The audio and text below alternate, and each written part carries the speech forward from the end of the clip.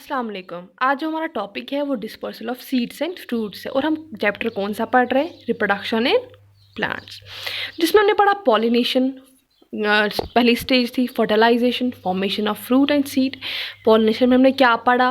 That जब मतलब क्या होता है, एंथर से जो पोलन ग्रेन्स है वो ट्रांसफर हो जाते हैं स्टिग्मा पर। ठीक है, उसके बाद हमने पढ़ा फर्टिलाइजेशन, जो कि सेकेंड स्टेज थी। फर्टिलाइजेशन में क्या पढ़ा? जब मेल गेमेट और फीमेल गेमेट मिल गए, ठीक है ना, फिर उसके बाद क्या होता है, वो एक सिंगल सेल बनाते हैं जिसको हम जाइगोट बोलते हैं। और जाइगोट जब डेवलप हो जाता है वो एम्ब्रियो बन जाता है। उसके बाद हमने पढ़ा formation of fruit and seed. जब फर्टिलाइजेशन कंप्लीट हो गई, जो फ्लावर है वो अपना उसका कलर डिम होने लगता है। सीपल्स, पेटल्स, स्टेमन गिरना स्टार्ट हो जाते हैं, मतलब गिर जाते हैं, और पिस्टल ऐसे ही रहता है। क्योंकि उसी में सारा फर्टिलाइजेशन हो गया होता है, उसी में मतलब फर्टिलाइजेशन सारा जाइगोट फॉर्मेशन हो गई होती है। उसके बाद क्या होता है, जब वो ओवेरी होता है, पिस्टल का जो ओवेरी होता है वो मतलब इसका साइज़ इंक्रीज़ होने लगता है। क्योंकि उसी में जाइगोट फॉर्मेशन हो गई होती है।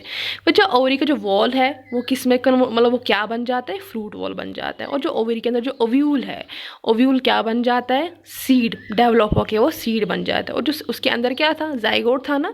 जो जाइगोट है वो डेवलप होकर मच्योर होकर क्या बन जाता है? एम्ब्रियो बन जाता है। और हमने इसके बाद फंक्शंस ऑफ फ्रूट्स पढ़े, फंक्शन ऑफ फ्रूट पढ़े थे। फ्रूट क्या फंक्शन करता है? वो प्रोटेक्ट करता है सीड को, ठीक है ना। और अगर वो सीड को प्रोटेक्ट करेगा तो अंदर से जिसको एम्ब्रियो है उसको भी तो प्रोटेक्ट करना ही करना है। और दूसरा क्या था? फ्रूट जो है वो स्टोर हाउस होता है, ठीक है ना, फूड मटेरियल के लिए। मैंने आपको पढ़ाया क्या, वो उसमें फूड मटेरियल होता है। तो फ्रूट जो है, तीसरा पॉइंट जो, तो फ्रूट वो करता है हेल्प डिस्पर्सल ऑफ सीड्स में, सीड्स के डिस्पर्सल में। मैंने आपको बोला था मैं आपको आज पढ़ाऊंगी, तो ध्यान रखिए होता क्या है dispersal of seeds and fruits. अब डिस्पर्सल होता है क्या? मैं आपको ये टॉपिक स्टार्ट करने से पहले मैं आपको ये समझा दूँ that what is seed. Seed होता क्या है? सीड जो होता है ना वो मतलब क्या बना होता है, ये मतलब फॉर एग्जाम्पल 3 पार्ट से बना होता है, ठीक है। एम्ब्रियो, कॉटिलेडन्स, 1 और 2 कॉटिलेडन्स, या सीड कोट। एम्ब्रियो क्या होता है मैंने आपको पहले ही समझा दिया। एम्ब्रियो क्या होता है? एम्ब्रियो जो होता है वो जाइगोट का डेवलप होके वो एम्ब्रियो ही बन जाता है ना, जो कि सीड के अंदर प्रेजेंट होता है कि नहीं।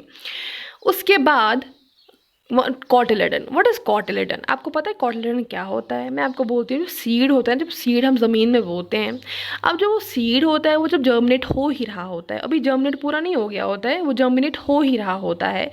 अब वो उसके बाद जब वो जर्मिनेट हो ही रहा होता है, उसी दौरान क्या होता है, जो एम्ब्रियो है सीड के अंदर, जो एम्ब्रियो प्रेजेंट होता है उसके अंदर से लीफ लाइक स्ट्रक्चर निकलने आता है।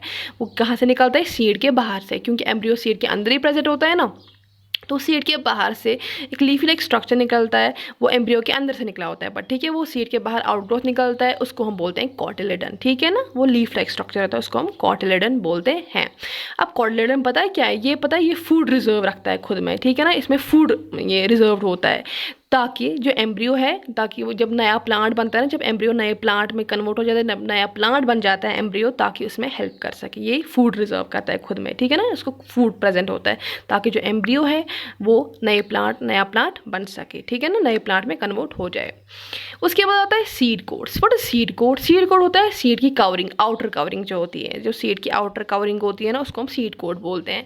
अब सीड कोट क्या करता है? मतलब ये इसको हार्श कंडीशन से बचाता है, ये है सीड।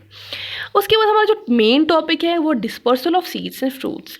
अब मैंने आपको फंक्शन ऑफ फ्रूट में पढ़ाया हुआ था दैट जो फ्रूट है वो हेल्प करता है डिस्पर्सल ऑफ सीड्स में। ये कैसे? क्योंकि फ्रूट के अंदर ही सीड होता है ना, इसलिए फ्रूट करता है हेल्प डिस्पर्सल में। अब ये डिस्पर्सल होता क्या है मैं आपको बता दूं। जो सीड जो होता है, जब वो अपने मदर प्लांट से दूर होके,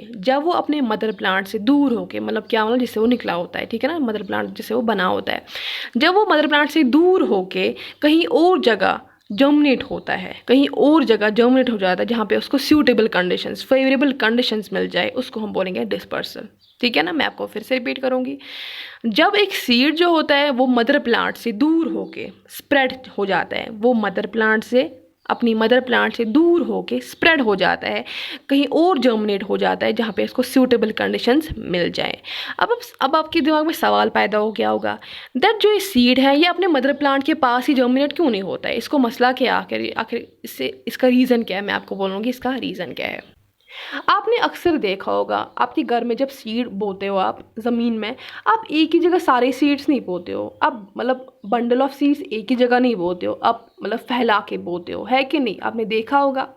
तो मैं आपको बोलूँगी, देखिए भाई, फॉर एग्जाम्पल अगर हम अपनी ज़मीन में 5 सीड्स इकट्ठे एक ही जगह उगाए, एक ही जगह, अब जब सीड्स को न्यूट्रिशन मिलेगा तभी तो ये जर्मिनेट हो जाएंगे कि नहीं, जर्मिनेट करना स्टार्ट हो जाएंगे कि नहीं। अब जो सीड्स है ये हमने ज़मीन में एक ही जगह उगाए, एक ही जगह, ठीक है। तो हमने एक ही जगह उगाए, तो जब न्यूट्रिशंस मिल जाएंगे, एक मतलब जब हम अब हमने इसको एक ही जगह ज़मीन में उगाया ना, इसको मिल सकते हैं 10% न्यूट्रिशन, इसको मिल सकते हैं 20, इसको मिल सकते हैं 30, आधे को तो मिल ही नहीं सकते।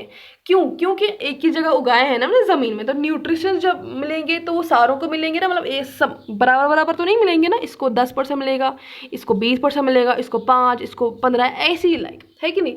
अब आप सिमिलरली क्या ले लीजिए, देखिए भाई, अगर हमने अब सीड अलग अलग उगाए ज़मीन में, अलग, एक जगह इधर, एक इधर, एक इधर, एक इधर, लाइक, इसको अपना न्यूट्रिशन मिलेगा, इसको अपना न्यूट्रिशन मिलेगा, इसको अपना न्यूट्रिशन मिलेगा, इसको अपना न्यूट्रिशन मिलेगा, मतलब अलग अलग सीड को अपना अपना न्यूट्रिशन मिल जाएगा। अब हमने क्या किया था, पहले हमने सीड एक ही जगह उगाए थे, अगर इसको अब न्यूट्रिशन मिल भी गए, आधों को मिलते, आधों को मिलते ही नहीं, आधों को 10% मिलता, 20% मिलता, है कि नहीं। अब क्या फ़ायदा है, अब क्या मतलब मकसद क्या है, ये एग्जाम्पल देने का मकसद क्या है, ये मकसद है अगर सीड अपने मदर प्लांट के पास ही जर्मिनेट करेगा, जो मदर प्लांट जो बन रहा है, जो मदर प्लांट है, जो न्यूट्रिशंस है वो मदर प्लांट को 50% मिल सकते हैं, इसको 70, कभी सीड को 70 मिल सकता है, इसको 30, मतलब न्यूट्रिशन अच्छे से नहीं मिलेगा, है कि नहीं। अब ये न्यूट्रिशन सीड को मिलेगा या फ्रूट को मिलेगा, मतलब मदर प्लांट को मिलेगा, ये आप कंफ्यूज, मतलब ये इधर पे भी तो मसला है कि नहीं। इसलिए हम क्या करते हैं, इसलिए क्या होता है, डिस्पर्सल होता है, मतलब दूर, सीड जो है वो मदर प्लांट से दूर होके कहीं और जगह से, जहाँ फेवरेबल कंडीशन, सूटेबल कंडीशन मिल गई तो वहाँ पे जर्मिनेट होने लगता है। मैं आपको एक एग्जाम्पल दूंगी। एग्जाम्पल लीजिए आप एक बच्चे की, एक बच्चा है, एक बेबी है, ठीक है, उसको हमने एक बाउल में जो ना न्यूट्रिशियस फूड उसको देते हैं, रोज़ देते हैं, रोज़, क्यों? ताकि वो हेल्दी हो जाए और उसकी ग्रोथ हो जाए, ठीक है। एक बच्चे को हमने एक बाउल दिया फुल ऑफ, मतलब जिसमें न्यूट्रिशन सारे भरे हुए थे उस बाउल में, उस फूड में, ठीक है, वो हमने उसको देते हैं रोज़ ताकि उसकी ग्रोथ हो जाए, अच्छी ग्रोथ हो जाए और वो हेल्दी बने। तो अब हमने इसी के साथ किया कि जो वो एक बाउल है खाने की जिसमें उसको न्यूट्रिशियस फूड था, ठीक है, अब हमने एक और बच्चा लिया, उसी के सामने एक और बच्चा लिया हमने, अब हमने उन दोनों बच्चों को ये सेम बाउल दी, नॉट अलग अलग बाउल दी, एक ही बाउल दी हमने उन दोनों बच्चों को, यही बाउल दी हमने। अब क्या किया, हमने अब इधर पे एक इंसान ऐड किया, एक बाउल नहीं, एक बाउल पहले एक बच्चा ले रहा था, खा रहा था, उसमें न्यूट्रिशियस फूड खा रहा था वो, अब जो दूसरा हमने बच्चा लिया उसी के साथ रखा और वो दोनों अब एक ही बाउल में खा रहे हैं। अब इधर पे क्या आपको लगा कि इधर पे क्या हो रहा है, उनको बराबर बराबर न्यूट्रिशन नहीं मिलेगा, किसी को आधा मिलेगा, किसी को आधे से ज़्यादा, किसी को आधे से ज़्यादा, किसी को आधे, मतलब इनको बराबर बराबर न्यूट्रिशन नहीं मिलेगा, है कि नहीं।